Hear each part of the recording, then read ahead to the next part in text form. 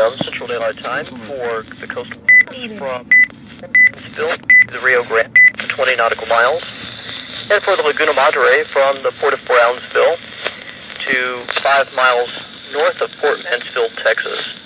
At 3 p.m., National Weather Service meteorologists were tracking a strong thunderstorm containing a waterspout 9 miles south of Laguna Madre, moving south at 15 knots. Strong thunderstorms can produce waterspouts with little or no advance warning. Seek safety immediately. Mariners can also expect locally high waves, dangerous lightning, and torrential rain. Frequent to excessive cloud-to-water lightning is occurring with this storm.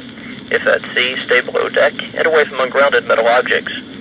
Please report waterspouts or funnel clouds, winds of 34 knots or higher, hail to the size of pennies or larger, and any vessel damage to your National Weather Service in Brownsville by calling 956-504-1432. The National Weather Service of Brownsville has issued a special marine warning, effective until 4 p.m., for the coast waters from Port Mansfield to the Rio Grande out to 20 nautical miles, and for the Laguna Madre from the Port of Brownsville to 5 nautical miles north of Port Mansfield, Texas.